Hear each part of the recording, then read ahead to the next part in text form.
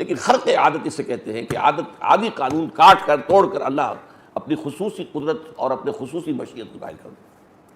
اب یہ ہوا ہے، معجزے سارے خرق عادت ہی ہیں نا، لیکن حضرت مسیح تو مجسم معجزہ تھے، یہ ان کی خاص بات۔ پیدائش معجزے سے ہوئی، بغیر باپ کے۔ نمبر 2، حضرت مریم کی گود میں بھی بات کر رہے ہیں، اور میرے نزدیک تو اس سے پہلے ولادت کے وقت بات کی حضرت مریم سے۔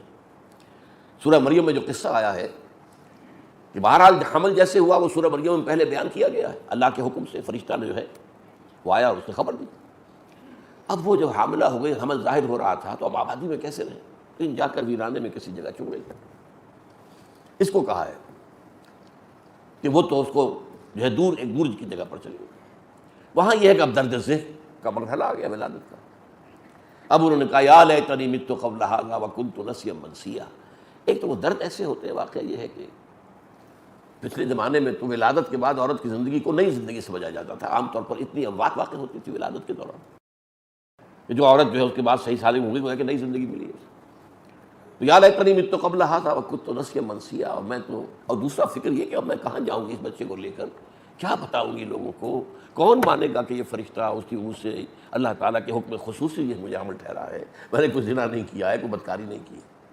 تو اس میں یہ ہے فناداہا من تحتہا، یہ ہاں من بھی ہے، اور اس کی ایک تلاوت جو ہے ہمارے ہاں جو قراءات مستند ہے من بھی ہے، من تحتہا۔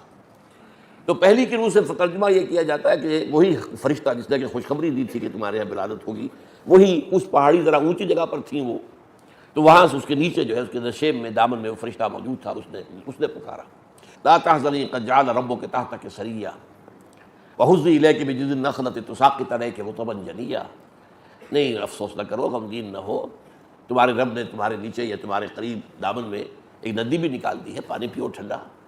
اور یہ کہ یہ جو سوکھا تنا کھڑا ہے، جس کی جڑ پکڑ کے، ہم کو معلوم ہے کہ عورت جب درد ذیل میں ہوتی کسی چیز کو پکڑتی ہے زور سے، تو اس کے حوالے انہوں نے اس کو پکڑا، حزی الیک جس دن نخلۃ تساقط علیک رطبا جنیا، یہ سوکھا تنا جو ہے کھجور کا، اس سے تازہ کھجوریں گریں گی، کھاؤ پیو فکلی واشربی وقرری عینا، کھاؤ پیو تازے کھجوریں کھاؤ، ٹھنڈا پانی پیو، اپنی آنکھوں کو ٹھنڈا کرو۔ اس کے بعد یہ کہ اب جب تم کسی انسان کو دیکھو تمہیں خطرہ یہی ہے نا، تو تم کہہ دینا کہ میں نے تو روزہ رکھا ہوا ہے، میں بات نہیں کر سکتی۔ میرے نزدیک یہ کلام حضرت عیسیٰ ہی کا ہے، ولادت کے فوراً بعد اپنی ماں کی ہمت افزائی کے لیے، اپنی ماں کی جو ہے وہ دلجوئی کے لیے یہ کلام حضرت مسیح ہی نے ابھی ولادت کے فوراً بعد کیا، واللہ اعلم۔ اس کے بعد اسے کہہ دیا جب آئی قوم میں، آخر جاتی کہاں، پھر وہ بچے کو لے کر آئی قوم میں، فاتت بہ قومہا تحملہ، اس بچے کو اٹھائے ہوئے جب آئیں اپنی قوم میں، قالوا یا مریم لقد جئت شیئا فریا، کہ اے مریم تم تو یہ بہت ہی گندا کام کر کے لے آئی ہو، یہ کیا کیا، یہ کس کا بیٹا ہے، کس کا ولد الحرام ہے یہ؟ اور اے مریم، نہ تو تمہارا والد کوئی بدکار آدمی تھا، نہ تمہاری ماں کوئی بدکار عورت تھی، تم تو ایک اعلیٰ گھرانے کی، ہمارے ہاں کے اعلیٰ دینی گھرانے کی فرد، کیا کیا تم یا اخت ہارون ما کان ابوک امرأ سوء وما کانت امک بغیہ فاشارت الیہ۔ حضرت مریم نے اشارہ کر دیا، بھائی اس سے پوچھ لو، بس اشارہ، یہ بھی نہیں کہا کہ اس سے پوچھ لو۔ قالوا کیف نکلم من کان فی المہد صبیا، کیسے بات کریں اس سے جو بچہ ہے گود کے اندر، اس سے ہم بات کریں، یہ بتائے گا ہمیں۔ قال انی عبد اللہ آتانی الکتاب وجعلنی نبیا، اب وہ گود والا بچہ بول رہا ہے میں تو اللہ کا بندہ ہوں، اور مجھے اللہ نے جو ہے ایک نشانی بنایا ہے، مبارک بنایا ہے۔ یہ ساری بات جو آئی ہے وہاں پر، میں حیران ہوں کہ انجیل میں اس معجزے کا ذکر نہیں ہے۔ سارے معجزے بیان کیے گئے جو قرآن میں بھی انجیل میں بھی، لیکن یہ معجزہ میرے نزدیک جو سب سے زیادہ فیصلہ کن تھا۔ اب ظاہر بات ہے کہ اب منہ بند ہو گئے لوگوں کے، اتنا بڑا معجزہ دیکھ کر اب کیا اعتراض کرتے ہیں؟ تو گویا کہ حضرت مریم کو اس اعتبار سے ایک پروٹیکشن اللہ نے دی۔ پھر آگے چلیے تو معجزات جو انہیں دیے گئے ہیں ان کا تو میں کئی دفعہ آپ سے کہہ چکا ہوں، وہ شمار ہی نہیں۔ ایک مادرزاد اندھے کو بینائی دے دینا، ایک کوہڑی کے جسم پر ہاتھ پھیرنا وہ صحیح ہو جائے، پھر اس سے بڑھ کر یہ کہ اتنے بڑے بڑے معجزے، مردہ کو زندہ کر دینا، قم باذن اللہ، اور مردہ کھڑا ہو گیا، زندہ ہو گیا، اور حیات پیدا کر دینا، ایک پرندہ بنایا گارے سا اور منہ میں پھونک ماری اور اڑتا ہوا پرندہ بن گیا۔ تو یہ اصل میں بہت ہی اہم جو ہے شخصیت ہے حضرت مسیح کی، اسی میں پھر رفع مسیح ہے، اسی میں نزول مسیح ہے۔ یہ دو چیزیں بھی، یہ میں نے ساری داستان کیوں بتائے کہ حضرت مسیح کی تو پوری زندگی خرق عادت ہے، عام قوانین سے ہٹ کر ہے۔ معجزہ کسی کو ایک ایک دو دو ملے ہیں، کچھ تو سینکڑوں معجزے ملے ہیں، اتنے معجزے ملے ہیں جن کا شمار نہیں۔ اس حوالے سے یہ چیزیں جو ہے، ایک بات تو یہ ذہن میں رکھیے، ایک شخصیت ہے خاص جس کے آس پاس کی بھی کوئی دوسری شخصیت قرآن میں اس نوعیت سے، ایک ہے رتبے میں اونچا ہونا، رتبہ حضور کا بہت بلند ہے، حضرت عیسیٰ سے بہت اونچے رتبے کے حامل ہے۔ ایک ہے کسی خاص پہلو سے کسی کے اندر کوئی خاص بات ہونا۔ اب حضرت موسیٰ نے کلام کیا اللہ سے کوہ طور سے، حضور نے تو نہیں کیا۔ حضور نے کلام کیا ہے، آپ کو معلوم، ساتویں آسمان پر جا کر کلام کیا، وہاں مکالمہ ہوا شب معراج میں، لیکن زمین پر رہتے ہوئے کلام نہیں ہوا۔ خود قرآن مجید نے بار بار ذکر کیا اس کا۔ اسی طریقے سے حضرت عیسیٰ کو جو معجزے دیے گئے ویسے معجزے حضور کو تو نہیں دیے گئے۔ حضرت موسیٰ کی قوم کو جو کچھ نعمتیں دی گئی تھی، میں نے کئی دفعہ گنایا، حضور کی قوم کو تو نہیں دی گئی۔ بہرحال اب دوسری بات یہ سمجھیے کہ یہ اصل میں پس منظر اس کا کیا تھا حضرت مسیح کی بعثت کا۔ یہود پر جب بڑا عذاب اللہ کا آیا تھا، حضرت سلیمان علیہ السلام کے وقت تک تو ان کا ذرا عروج کا دور تھا، 100 برس بڑا عروج، یہ ان کی خلافت راشدہ تھی، جیسے کہ ابوبکر، عمر، عثمان، 3 کی خلافت ہے اصل میں۔ چوتھی خلافت ایسی جو نزاعی ہے، کیونکہ اس میں پورے عالم اسلام پر حضرت علی کی حکومت قائم نہیں ہو سکی۔ پورے عالم اسلام پر عمر، ابوبکر، عمر، عثمان رضی اللہ تعالیٰ عنہ۔ اسی طرح وہ بھی 3 تھے، طالوت، داؤد، سلیمان علیہ السلام۔ اسی طریقے سے وہاں حضرت سلیمان کے بعد ان کے 2 بیٹوں میں مملکت تقسیم ہو گئی۔ ایک اسرائیل، وہ شمالی تھی، سامریا اس کا دارالخلافت ہے، ایک جنوبی جو یہودا کہلاتی تھی، جیوڈا، یہ ہے جنوبی، جس میں کہ یروشلم اس کا دارالخلافت ہے۔ یہ 2 مملکتیں بن گئی۔ یہ کچھ دیر چلی، پھر زوال آیا، اخلاق میں، عادات میں، کردار میں، عقائد میں، سب کچھ ہوا۔ جب زوال آتا ہے تو اس زوال کے بعد پھر اللہ کا حساب آیا۔ پہلے 700 قبل مسیح میں، 721 قبل مسیح میں اشوری، سارگون بادشاہ تھا اشوریا کا، یہی شام، سیریا جو آج کل کہتا ہے، آج یہ پچھلے زمانے میں اشوریا کہلاتا تھا، اشوری۔ اس نے حملہ کیا، اسرائیل کو ختم کیا، مملکت ختم، بالکل برباد ہو گئی۔ اور تقریباً 200 سال بعد 587 قبل مسیح میں، 150 سال کے نتیجے سے پھر نیبوکڈنیزر آیا، عراق کا بادشاہ، بیبیلونیا کا، کنگ آف بیبیلونیا، مخت نصر اردو میں کہتے ہیں، انگریزی میں نیبوکڈنیزر۔ یہ گویا کہ عراق کے وہ بادشاہ جو نمرود کہلاتے ہیں، نماردہ۔ مصر کے بادشاہوں کو کیا کہتے تھے؟ فراعنہ، فرعون۔ اور جو عراق کے بادشاہ ہوتے ہیں نمرود، جس سے مکالمہ حضرت ابراہیم کا ہوا تھا۔ حضرت ابراہیم اسی نمرود کی مملکت میں پیدا ہوئے تھے، کیلڈین امپائر یہ کہلاتی تھی، وہی وہ شہر ار تھا جہاں حضرت ابراہیم کی ولادت ہوئی۔ بہرحال وہ جب عذاب آیا ان پر بہت سخت، تو اس وقت کے جو انبیاء اس دور میں آئے، وہاں تو مسلسل انبیاء آ رہے تھے، جیسا کہ میں نے آپ کو کئی دفعہ حدیث سنائی ہے، کلما ہلاک نبی خلفہ نبی۔ بنی اسرائیل میں تو 1400 برس تک نبوت کا تار ٹوٹا ہی نہیں، جیسے ایک نبی فوت ہوا دوسرا نبی اس کی جگہ پر جانشین ہے۔ داؤد فوت ہوئے، سلیمان ہے، وہ بھی نبی ہے۔ تو کئی نبی اس دور میں جو آئے، انہیں خوشخبری دی تھی کہ یہودیوں تم پر عذاب کا وقت تو آ گیا ہے، بہت برا وقت آیا ہے، لیکن ایک مسیح آئے گا، اللہ ایک جو ہے مبعوث کرے گا ایک نبی کو، ایک رسول کو، جو تمہیں اس پستی سے نکال کر لے جائے گا، اور تمہیں دوبارہ جو تمہاری عظمت تھی داؤد اور سلیمان علیہ السلام کے دور کی عظمت، اس دور سے تمہیں ہمکنار کر دے گا۔ تو یہودی مسیحا اسے کہتے تھے، مسایا۔ وہ حضرت مسیح آ گئے، وہ جو پیشن گوئیاں تھیں پوری ہو گئی۔ یہودیوں نے نہیں مانا، ہم تو نہیں مانتے۔ یہودیوں نے کہا یہ تو ولد الزنا ہے، اس کا باپ ہی نہیں معلوم کون ہے۔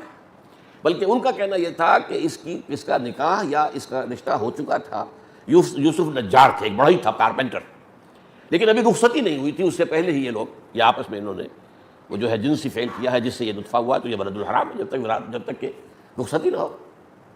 اچھا، عیسائیوں کا بھی عقیدہ یہی ہے کہ یوسف نجار سے اس کی نسبت ہو گئی تھی لیکن رخصت نہیں ہوئی تھی، لیکن ان کا کہنا یہ ہے کہ جیسے حضرت مریم کے سامنے ایک فرشتے نے آ کر بتایا تھا، خوشخبری دی تھی کہ تمہارے ہاں وہ اللہ کے خاص حکم سے ایک بیٹا پیدا ہوگا، ایسے اس کو بھی جا کر ایک فرشتے نے بتا دیا تھا کہ تم اس کو اب یہ نہ کرنا، اس کے اوپر تہمت اگر لگ گئی ہے تو حاملہ ہو گئی ہے رخصتی سے پہلے، تو اسے تو وہ کر دیتے سنسار۔ وہاں تو بڑی سختی کے ساتھ سنساری کا قانون نافذ تھا، اسٹوننگ ٹو ڈیتھ، راجم۔ تو خواب کے اندر بھی وہ ڈرتا ہے کہ یہ وقت وہ دیکھ رہا ہے کہ میں مریم کو میں پتھر ماروں گا۔ اس سے مریم سے محبت بھی تھی، شادی ان کی ہو چکی تھی، وہ رخصتی نہیں ہوئی تھی۔ پھر فرشتے نے اسے کہا کہ نہیں، اس کے پیٹ میں جو ہے وہ کسی انسان کا نطفہ نہیں ہے، وہ اللہ تعالیٰ کا خاص حکم ہے، کلمۃ منہ، اللہ کا ایک خاص کلمہ ہے۔ تو چنانچہ ان کی شادی ہو گئی، پھر باقاعدہ رخصتی ہو گئی۔ تو یہ ہے، یہ تفصیل جو ہے یہ میں نے آپ کو بتا دی۔ لیکن جو ہے معاملہ، یہودیوں نے ولد الزنا کہا، انہوں نے بہرحال نہیں مانا، ان کا ٹھیک ہے، تو یہ تو دونوں کو یہ خبر مل چکی تھی، اس لیے لیکن یہ سوال باقی رہ جاتا ہے کہ یہ دونوں کو تو خبر مل گئی تھی، لیکن باقی یہودیوں کو کیسے خبر ملتی؟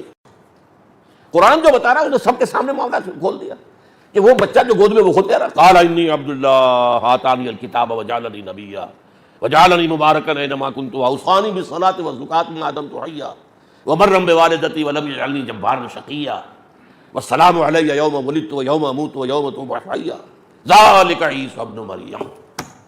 یہ ہے عیسی ابن مریم. تو قرآن نے تو اس طریقے سے بات کر دی نا کہ اب ظاہر بات ہے کسی کے لیے کوئی حضرت مریم پر کوئی تہمت لگانی ممکن ہے جب زبانیں گنگ ہو گئی ہوگی. یہ تو ہے ہی معاملہ ہوا رہتا. بہرحال یہ جو میں نے کہا نا کہ وہ منتظر بیٹھے ہوئے تھے مسیح کے، جب مسیح آیا تو انہوں نے جو ہے وہ ماننے سے انکار کر دیا. اس کی ایک تفصیل ہے، یہ تورات میں ایک مثال دی گئی ہے کہ ایک دولہا کے انتظار میں اس کی دلہنیں یا جو بھی ہوں گی وہ منتظر تھیں، لیکن جب دولہا کے آنے کا وقت آیا سو گئی. یعنی اسی طریقے سے حضرت مسیح علیہ السلام کا انتظار کر رہے تھے، لیکن جب حضرت عیسیٰ علیہ السلام آئے تو انکار کر دیا، ولد الزنا قرار دیا. اور بہرحال انہوں نے اپنے بس پڑھتے تو سولی پر چڑھا دیا. باقی جو ہوا وہ میں پچھلی مرتبہ بیان کر چکا ہوں. ایسا ہی مجھ سے لطیفے کی بات ہے، یہ کہی تھی ایک بات میں گیا ہوا تھا ایران، یہ آج سے 15 سال پہلے کی بات ہے. تو وہاں پر جو ہمارے پاس انہوں نے، جو کہ حکومت کے مہمان تھے ہم، تو ایک آدمی تھا جو مستقل ہمارے ساتھ رہتا تھا خبر گیری کے لیے. وہ آدمی ذرا آؤٹ اسپوکن بھی تھا، بزدہ سنج بھی تھا، کچھ ہنسی مذاق کرنے والا بھی تھا، کھلے ذہن کا آدمی تھا. تو میں نے اس سے کہا کہ دیکھو تم انتظار تو کر رہے ہو مہدی کا، لیکن کیا تمہیں یقین ہے کہ جب مہدی آئیں گے تو تم مان لو گے انہیں؟ نو وی شیل سے وی ڈونٹ نیڈ یو. یہ لطیفہ بتا رہا ہوں میں. ظاہر بات ہے کہ مہدی کے آنے کے بعد سب تو نہیں مان، عیسیٰ کو نہیں مانا، مہدی کو کیا مانیں گے؟ تو یہی ایک بات ذہن میں رکھیے، چاہے آپ منتظر ہیں، وہ تو وہاں پر ہے ہی کہ تو دعائیں کرتے ہیں کہ جو بھی امام غائب ہے وہ اب آئیں، واپس ہو جائے. 12 اب میں تیسری بات جو تمہیداً پہلے بھی بیان کر چکا ہوں، آج بھی بیان کر رہا ہوں، بعض چیزیں اس میں آئیں گی نئی. آج میں نے آپ سے عرض کیا تھا کہ 19ویں صدی کے اواخر میں ایک طرف انگریز آیا، اس نے ہمیں فتح کر لیا. پھر تھی بھی ایک تازہ ابھر رہی تھی قوم، اور تازہ ابھرنے والی قوم میں کچھ خصائص ہوتے ہیں، اچھے اخلاق ہوتے ہیں، مورلز ہوتے ہیں. ان دونوں کی وجہ سے ہم انگریز سے مروب ہو گئے، ہمارے بڑے بڑے لوگ مروب ہو گئے. نمبر 2، ساتھ ہی آگے سائنس، اور سائنس بھی نیوٹن کی سائنس. اس وقت تو معلوم ہوتا تھا قطعی ہے، یقینی ہے، بس جو سائنس ہے وہی حق ہے، جو سائنس کے خلاف ہے وہ حق ہے ہی نہیں. گویا کہ حق و باطل کا معیار سائنس بن گئی. اب یہ وہ چیز تھی جس فضا کے اندر ایک ضرورت کے طور پر کہیے یا واقعتاً کنونس ہو کر ایک شخصیت ابھری ہے، سر سید احمد خان مرحوم. اب ان کی شخصیت دو پہلو، ایک ہے مسلمانوں کا ہمدرد ہونا، غمگسار ہونا، اور انگریزوں کے آنے کے بعد مسلمانوں میں سے ایک طبقے کا یہ جو فیصلہ تھا کہ نہ انگریزی پڑھیں گے، نہ سائنس پڑھیں گے، نہ یہ پڑھیں گے، نہ وہ پڑھیں گے، نہ انگریزی تہذیب اختیار کریں گے، نہ میز کرسی میں بیٹھ کر کھانا کھائیں گے، نہ چمچہ استعمال کریں گے. یعنی ٹوٹل بائیکاٹ، مقاطعہ. اس کی انہوں نے یہ شکل اختیار کی تھی. اب یہ بھی ایک طرح کا پیسو ریزسٹنس ہے نا. یہ تو نہیں کہ وہ میدان میں آ گئے مار دھاڑ، یہ نہیں کی انہوں نے، لیکن یہ کہ بھائی کم تو یہ تو کم کر سکتے ہیں نا. کوئی یہاں پر قانون تو انگریز نے نہیں بنایا کہ ضرور میز کرسی میں بیٹھ کر کھانا کھاؤ. کوئی انگریز نے قانون تو نہیں بنایا کہ کھڑے ہو کر پیشاب کرو. ہم کر رہے ہیں، انگریز کو کرتے دیکھ رہے ہیں. تو اس میں یہ قانون کا انہوں نے مقاطعہ پیدا کیا پورا کا پورا. سر سید نے کہا کہ اگر تم اس پر چلتے رہے تو تم تو مارے جاؤ گے. ہندو تو آگے بڑھ رہا ہے، تعلیم حاصل کر رہا ہے، سائنس پڑھ رہا ہے، انگریزی پڑھ رہا ہے، اور تم رہ جاؤ گے. پھر کیا ہوگا؟ کچھ عرصے کے بعد تم سقے رہ جاؤ گے یا قصائی رہ جاؤ گے. بس اللہ اللہ خیر صلی اللہ. اور کیا رہے گا تمہارا مقام؟ کیا رہے گا؟ اب یہ رائے اس کی جو ہے وہ یقیناً صحیح تھی. علماء کی رائے ایک اعتبار سے صحیح تھی کہ اس وقت ہم اس پوزیشن میں نہیں ہیں کہ انگریز اور انگریزی تہذیب اور انگریزی علوم کا میدان میں مقابلہ کر سکیں. میرے نزدیک حقیقت پسندی تھی، ریئلزم تھا. لیکن دوسری طرف سے معقول بات وہ تھی جو سید کہہ رہا تھا کہ بھائی جو چیز آئی ہے اس میں جو غلط ہے چھوڑ دو. اب انگریزی کو غلط ہے، انگریزی زبان ہے، یہ کوئی زبان تو کوئی کافر نہیں ہوتی، کوئی مسلم نہیں ہوتی. اردو ہے یا عربی، آپ عربی کو زبان کہیں، اسلامی تو پھر اردو کیا ہے، فارسی کیا ہے؟ نہیں، انگریزی بھی ایک زبان پڑھو، اور اس میں سے دیکھو سائنس میں کیا چیز حق ہے، کیا غلط ہے. حق کو لے لو، باقی کو چھوڑ دو. تو یہ اٹ واز مور لاجیکل. وہ زیادہ ریئلزم تھا، یہ لاجیکل زیادہ تھا. لیکن نتیجہ کیا نکلا؟ سر سید احمد خان نے جب دیکھا کہ اسلامی عقائد کی جو چیز سائنسزم کے اندر، سائنٹزم کے اندر ٹھیک نہیں بیٹھ رہی ہے، اسے اتار دو، توڑ دو. یہ فرشتہ کوئی چیز نہیں ہے، جن کوئی چیز نہیں ہے، اور یہ معجزات کوئی شے نہیں ہے، یہ مسیح نہ اٹھانا اترے گا، کوئی سوال ہی پیدا نہیں ہوتا. یہ وہ اور یہ پیشن گوئیاں اور یہ معجزات قرآن کے پیشن گوئیاں احادیث کی سب جو ہے رد کر کے پھینک دی. اور ان سے دو قسم کے لوگ متاثر ہوئے عرصہ سید سے. یہ ہے ایک نقطہ جو میں آج بیان کر رہا ہوں. ایک تو جو مستقل طور پر اسی رائے پر چل پڑے اور انتہا تک جا پہنچے، ضلوا ضلالا بعیدا. ان میں سر فہرست آتا ہے غلام احمد قادیانی. لیکن غلام احمد قادیانی سے یہ جو ہے جو زہر اتنا نہیں پھیلا جتنا کہ مولوی محمد علی لاہوری سے، جس سے کہ لاہوری ان کا فرقہ بنا ہے. یہ بہت بڑا عالم تھا، انگریزی کا بھی تھا، اس نے انگریزی میں تفسیر لکھی اور اس وقت تک ظاہر بات ہے کوئی تفسیر انگریزی میں موجود نہیں تھی. ہمارے علماء حقانی میں سے تو کسی نے نہیں لکھی تھی. تو جو انگریزی پڑھ کر نوجوان آ رہا تھا وہ قرآن کیسے سمجھے؟ عربی اس نے پڑھی نہیں. عربی فارسی سے تو ہمارا ناطہ منقطع ہو گیا. جسے ملازمت کرنی ہے انگریز کی، وہ انگریزی پڑھے گا نا.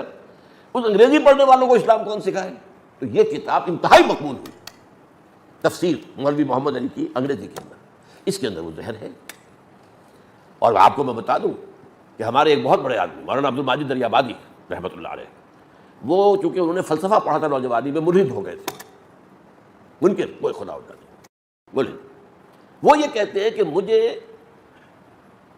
الحاد سے مذہب کی طرف لانے والی چیز کون سی ہے؟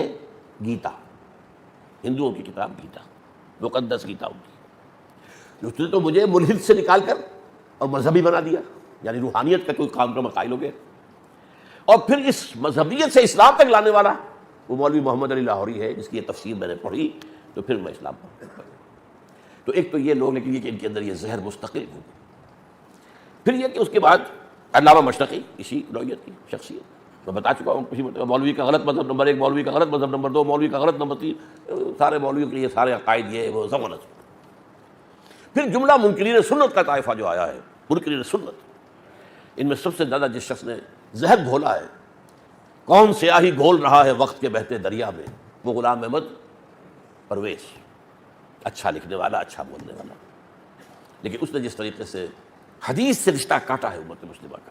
روشن خیال اینکرز ہیں، روشن خیال جو ہیں وہ جو بھی دانشور ہیں، خاص طور پر مشرف نے جس طرح اس روشن خیالی کو پروان چڑھایا، دودھ پلا کر پیسے دیے بے تحاشا، ان لوگوں کو بے تحاشا مدد کی ہے. کیونکہ امریکہ کا حکم تھا کہ تم اپنی تہذیب کی جڑیں کھود کر ہماری تہذیب کو نافذ کر دو. یہاں پر 33% عورتوں کی سیٹیں جو ہے فکس کروا دیں. ذرا سوچیے، پوری دنیا میں کہیں نہیں. ہم تو گویا کہ مغربیوں کے باپ بن گئے، دادا بن گئے. بھائی امریکہ میں ہے کوئی سیٹیں عورتوں کی مستقل؟ بھارت میں ہے کوئی؟ پوری دنیا میں مانا جاتا ہے امریکہ سب سے بڑا جمہوریت کا نمبردار، اور نمبر ایک اور دوسرے اعتبار سے سب سے بڑا بھارت ہے. کہ امریکہ کے اندر تو ظاہر بات ہے کہ تعلیم عام ہے، سب پڑھے لکھے لوگ ہیں، اور یہ کہتے ہیں کہ یہ جمہوریت صرف اس نظام میں چل سکتی ہے کہ جہاں پر لٹریسی پرسنٹیج ہائی ہو. بھارت کی تو لٹریسی پرسنٹیج ہم سے کچھ ہی بہتر ہے، اللہ اللہ خیر اللہ. وہاں جمہوریت چل رہی ہے، معجزہ ہے، لیکن کیا وہاں پر کچھ سیٹیں مقرر ہیں؟ یہ اصل میں طوفان جو آیا ہے یہ مغرب کا براہ راست حملہ ہے. اور میں ایک دفعہ تقریر کر چکا ہوں دجالیت پر، جو دجالیت کے 3 لحاف ہیں. ایک سیکولرزم، پوری دنیا کے اوپر وہ لحاف لپٹا ہوا ہے. نمبر 2 جوا اور سود لپٹا ہوا ہے پوری دنیا پر. یہ تو اسلامی دنیا ہو یا غیر اسلامی دنیا ہو، یہ 2 لحاف تو پوری انسانیت کے اوپر آ چکے ہیں. اور تیسرا ہے یہ بے حیائی والی تہذیب، اور عورت کو گھر سے نکال کر میدان میں لانا، آزاد کرا کر. نتیجہ کیا؟ خاندانی نظام ختم، برباد. یہ تہذیب ہے جو یورپ میں آ چکی ہے پوری طرح، امریکہ میں آ چکی ہے. اب وہ چاہتے یہی تہذیب پوری عالم اسلام کے اندر جڑیں گاڑ لے. یہ اس کے لیے سارا کام جو ہے منکرین سنت کے ذریعے سے کروایا جا رہا ہے. اچھا، یہ تو ایک کھاتا ہے نا جو کہ ضلوا ضلالا بعیدا، دور چلے گئے، بہت دور چلے گئے، بہت دور چلے گئے. ایک اور لوگ بھی ہیں ہمارے ہاں جو جزوی یا وقتی طور پر متاثر ہوئے سر سید کی فکر سے. ان میں بواسطہ شبلی نعمانی، جنہوں نے یہ اپنی تفسیر اپنی سیرت میں لکھا کہ یہ جو جنگیں شروع ہوئی تھی حضور کے زمانے میں، یہ تو مدافعانہ تھی، صرف مسلمانوں نے کھڑی جنگ نہیں کی. جھوٹ بول رہے ہیں. حضور نے تو مدینے میں آتے ہی 6 مہینے کے بعد ہی چھاپا مار دستے بھیجنے شروع کر دیے تھے. ابھی قریش کی طرف سے تو کوئی قدم اٹھا ہی نہیں تھا ابھی.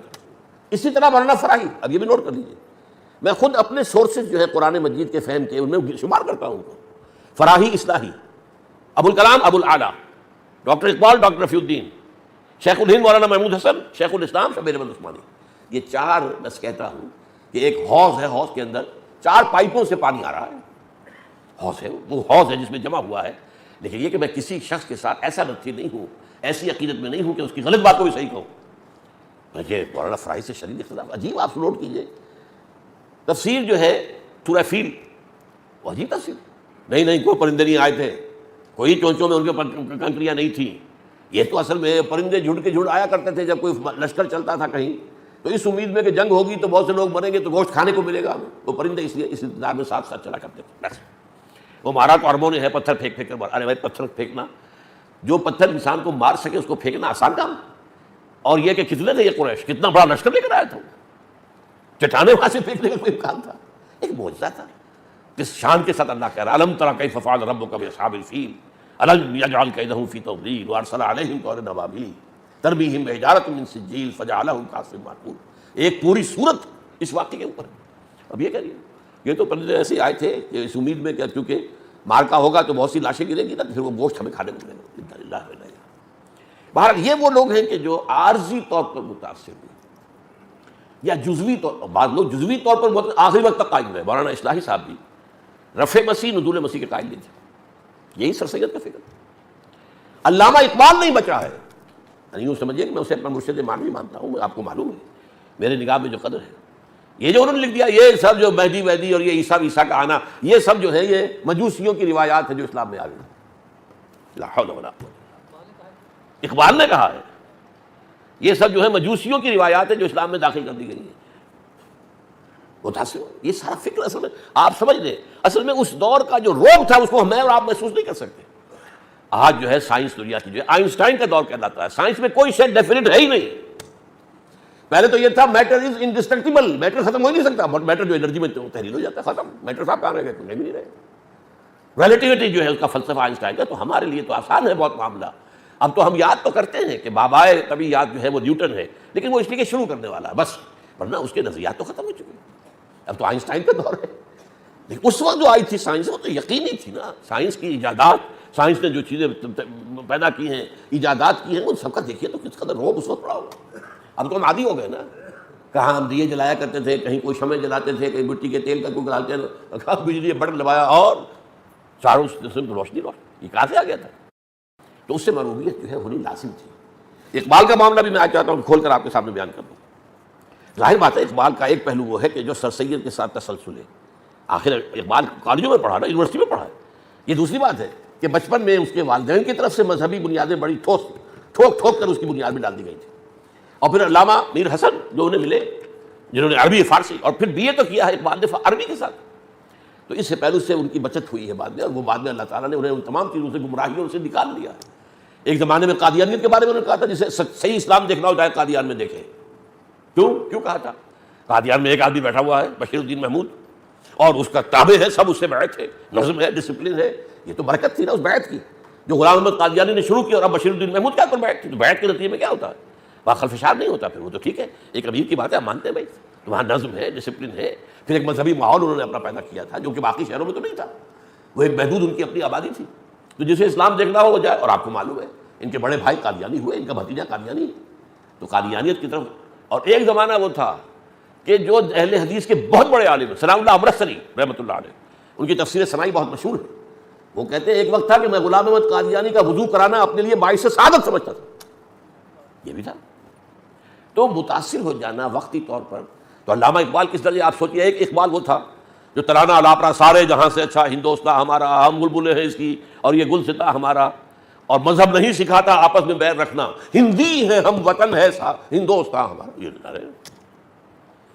اور کہتے کیا ہے, سچ کہہ دوں اے برہمن گر تو برا نہ مانے, تیرے صنم کدے کے بت ہو گئے پرانے, اپنوں سے بیر رکھنا تو نے بتوں سے سیکھا, واعظ کو بھی سکھایا جنگ و جدل خدا نے, اور پتھر کی مورتوں میں سمجھا ہے تو خدا ہے, خاک وطن کا مجھ کو ہر ذرہ دیتا ہے, وطنیت کی یہ انتہا. وہی اقبال ہے جو پھر کہتا نہیں مسلمان علیحدہ قوم ہے, یہ ایک وطن میں نہیں ہے. وطن تو اسلام کے لیے گویا کہ مقبرہ ہے, یا وطن تو اس دور کا جو سب سے بڑا معبود ہے. اس دور میں میں اور ہے جام اور ہے جم اور, ساقی نے بنا کی روش لطف و ستم اور مسلم نے بھی تعمیر کیا اپنا حرم, اور تہذیب کے آزر نے ترشوائے صنم, اور ان تازہ خداؤں میں بڑا سب سے وطن ہے جو پیرہن اس کا ہے وہ مذہب کا کفن ہے. یہ وہی اقبال کہہ رہا ہے. بہرحال تو میں نے آپ کو بتا دیا کہ یہ پس منظر تھا جس میں کہ یہ رفع مسیح اور نزول مسیح کا عقیدہ جو ہے وہ پھیل گیا ہے. نص قرآنی کیا ہے حضرت مسیح کے نزول پر؟ وَلَمَّا ضُرِبَ ابن مریم مثلا, جب بھی قرآن میں ابن مریم یعنی عیسیٰ کا تذکرہ ہوتا ہے، اذا قومک منہ یصدون، تو اے نبی آپ کی قوم کے لوگ یہ قرشی جو ہیں، یہ مکے والے، اس شور میں چلنا شروع کر دیتے، چلاتے ہیں، ہوٹنگ کرتے ہیں. وقالوا آلہتنا خیر ام ہو، وہ کہتے ہیں کہ کیا ہمارے الہ جو ہے معبود جنہیں ہم نے بنایا وہ بہتر ہے یا یہ بہتر ہے، مسیح بہتر ہے.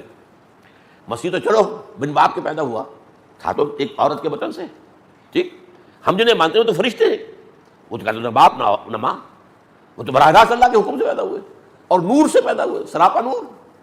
یہ چنانچہ یہ روایت موجود ہے ہمارے مسلم شریف میں حضرت عائشہ سے، خلق اللہ الملائکۃ من النور، نور سے پیدا کیے، جن نار سے پیدا کیے، انسان مٹی سے پیدا کیے.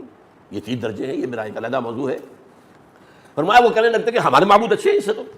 اور دوسرا یہ وہ اصل میں الزام لگاتے تھے کہ قرآن میں تم اتنا ذکر جو کرتے ہو، اتنا تو ذکر جو ہے وہ موسیٰ کا ہوتا ہے، اتنا ذکر ہوتا ہے عیسیٰ کا، اور عیسیٰ کی وہ شان اور وہ مقام، تو گویا کہ تم عیسائیت کی طرف ہمیں لے کر جا رہے ہو. اور یہ جو قریش تھے مکے کے، ان کا عیسائیوں سے اس وقت ان کے دل میں بڑی دشمنی تھی. ابرہہ جو آیا تھا ڈھانے کے لیے بیت اللہ کو، وہ کون تھا؟ عیسائی تھا. اس نے جو ہے صنعاء کے اندر ایک جو ہے بنایا تھا بہت بڑا گرجا. وہ چاہتا تھا کہ عرب کے لوگ یہاں آیا کریں، یہ حج کریں، گرجا کا حج کریں. وہ ایک عرب گیا وہاں پر، غصے میں جا کر وہاں پر غلاظت کر کے آ گیا، اور ان کے لیے تو سمجھیے کہ قیامت آ گئی گرجا کے اندر. اب اس نے جو ہے چونکہ وہ تابع تھا جو رومن امپائر تھی اس نے ان سے مدد لی، بڑا لشکر لے کر، ہاتھی لے کر آیا تھا، میں خانہ کعبہ گرا دوں گا. وہ تو جو کچھ کیا اللہ نے اس کا آج ذکر میں کر چکا ہوں، الم تر کیف فعل ربک باصحاب الفیل. تو بہرحال اس حوالے سے یہ وہ لوگ چھوڑ مچاتے تھے کہ یہ شخص جو ہے یہ ہمیں صابی بنانا چاہتا ہے، شاید یہ شاید ہمیں عیسائی بنانا چاہتا ہے، یہ شاید ہمیں یہودی بنانا چاہتا ہے.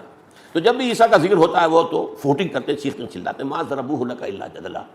یہ جو باتیں یہ بیان کرتے ہیں آپ کے لیے صرف آپ سے جھگڑے کے لیے.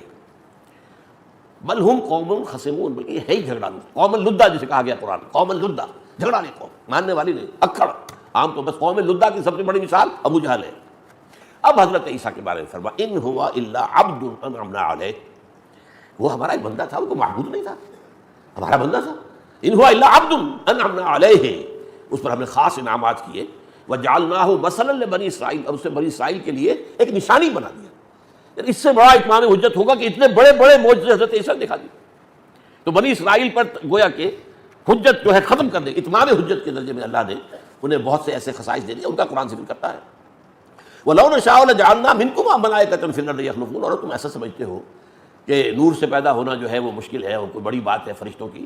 ہم چاہیں تو تمہارے اندر سے فرشتے اٹھا دیں، فرشتے پیدا کر دیں، وہ زمین میں جو ہے آئیں اور چلیں اور ایک حکومت کریں. لیکن یہ ہماری مشیت کے خلاف ہے. ہم نے آدم کو بنایا تھا خلافت عرضی کے لیے، فرشتوں کو نہیں، فرشتوں کو خلافت نہیں دی تھی. اس کے بعد آتا وَإِنَّهُ لَعِلْمٌ لِلسَّاعَةِ، اور وہ عیسیٰ تو قیامت کی ایک نشانی ہے کہ جب وہ آ جائے گا معلوم ہوگا کہ اب قیامت کی گھڑی آ گئی ہے. یہ ہے نص قطعی. اگرچہ وہ جو جدید دور سے سر سید کی فکر سے متاثر لوگ ہیں وہ کچھ اور تعویلیں کر جاتے ہیں، لیکن یہ نص قطعی ہے، اس پر امت کا اجماع ہے. حضرت عیسیٰ اب آئیں گے تو وہ اصل میں قیامت کی ایک نشانی ہوں گے کہ اب قیامت سر پر آ گئی، آئی کھڑی. اچھا اس کے ساتھ میں 2 اور آپ کو نصوص سناتا ہوں. سورہ آل عمران میں ہے جب بشارت دی گئی حضرت اس مریم کو کہ تمہارے ہاں ایک بیٹا تولد ہوگا، اس کی شان بیان کی، وہ ایسا ہوگا ایسا ہوگا، اسے اللہ کتاب اور جو ہے حکمت کی تعلیم دے گا، تورات اور انجیل عطا کرے گا. وہیں پر ایک لفظ یہ بھی ہے وَيُكَلِّمُ النَّاسَ فِي الْمَهْدِ وَكَهْلًا، اور وہ لوگوں سے بات کرے گا گود میں بھی، پنگھوڑے میں بھی، اور بڑا ہو کر بھی. اور پھر یہی بات سورہ مائدہ میں آ رہی ہے، اس کے آخر میں یہ ذکر ہے کہ قیامت کے دن اللہ تعالیٰ حضرت عیسیٰ سے ایکسپلینیشن کال کرے گا. اے عیسیٰ ابن مریم میں نے تمہیں یہ دیا، یہ دیا، یہ دیا، یہ دیا، یہ دیا، یہ دیا، تو میرے حکم سے، میرے اذن سے یہ کر کے دکھایا، تم نے میرے حکم سے یہ معجزہ دکھایا. اور انہیں میں ایک یہ بھی ہے وَتُكَلِّمُ النَّاسَ فِي الْمَهْدِ وَكَهْلًا، اور میرے ہی اذن سے تم بات کرتے تھے لوگوں سے اس پنگھوڑے کے اندر بھی اور بڑے ہو کر بھی. اچھا اب اس آیت پر غور کیجیے. بڑے ہو کر گفتگو کرنا کوئی معجزہ ہے؟ سبھی کرتے ہیں، سمجھ رہے بات؟ بڑے ہو کر گفتگو کرنا دلیل ہے اس کی کہ جب وہ اٹھا لیے گئے تو وہ تو شاب تھے، ابھی جوان تھے، 33 برس کے. وہ تو کہل تو نہیں، کہولت تو نہیں آئی ان پر. نہ یہودی مانیں گے کہ کہولت آئی ہے ان پر، نہ عیسائی مانیں گے نہ ہم مانتے ہیں. کہولت تو نہیں آئی. 30 برس کی عمر میں ان کی نبوت جو ہے اس تبلیغ کا آغاز کیا ہوا، اور 3 برس صرف 33 برس کی عمر میں اللہ نے انہیں اٹھا لیا. یا یہودیوں کے بقول ان کو انہوں نے قتل کر دیا، صلیب چڑھا دیا، یا عیسائیوں کے قول چڑھائے تو گئے لیکن وہاں فوت بھی ہو گئے، بعد میں اللہ نے انہیں زندہ کیا پھر اٹھا لیا. اور قادیانیوں کے نزدیک سولی چڑھائے گئے، لعنتی موت ان کو آئی، ہاں لیکن مرے نہیں، وہ صرف زخمی تھے کہ اتار لیے گئے. اس کے بعد ان کا علاج ہوا، ٹھیک ٹھاک ہوئے، پھر وہ کہیں ہجرت کر کے کشمیر میں جا کے فوت ہوئے. انا للہ و انا الیہ راجعون. تو یہ سارا معاملہ جو ہے قرآن مجید سے، میں اب آپ چاہتا تھا آج احادیث کے بھی اس کا بیان کروں، اس لیے کہ میں یہ کہہ سکتا ہوں اس بات کو. کوئی شخص مہدی کو نہ مانے، میں اسے منکر حدیث نہیں کہوں گا، اس لیے کہ حضرت مہدی کی جو حدیثیں ہیں وہ مسلم اور بخاری کی نہیں ہیں، جو ہمارے ہاں دوسرا درجہ ہے کتابوں کا. ٹاپ کے اوپر یہ 2 کتابیں ہیں، صحیح مسلم، صحیح بخاری. پھر 4-6 کتابیں ہیں، اور ان کے اندر کیا ہے، ترمذی ہے، ابن ماجہ ہے، سنن ابی داؤد ہے، سنن نسائی ہے، یہ کتابیں ہیں.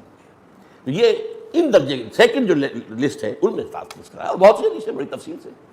لیکن یہ کہ چونکہ ذکر نہ ہے مہدی کا، ذکر نہ قرآن میں ہے اور نہ احادیث میں سے مسلم اور صحیح بخاری کی حدیث میں.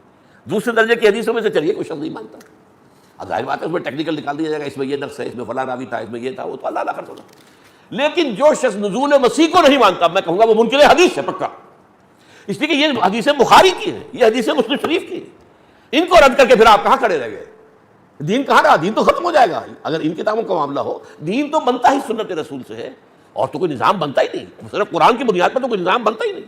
میں نے 12 آپ سے کہا، اور نظام کیا بنے گا؟ نظام نماز نہیں بنتا. کون بتائے گا 5 نمازیں اور 5 اس کے اوقات کہ کب سے کب تک، کب سے کب تک، کب سے کب؟ کون بتائے گا؟ کون بتائے گا کہ 2 رکعتیں ہیں فجر کے اندر فرض، اور 4 ہیں ظہر میں، 4 ہیں عصر میں، اور 3 ہیں مغرب؟ کون بتائے گا؟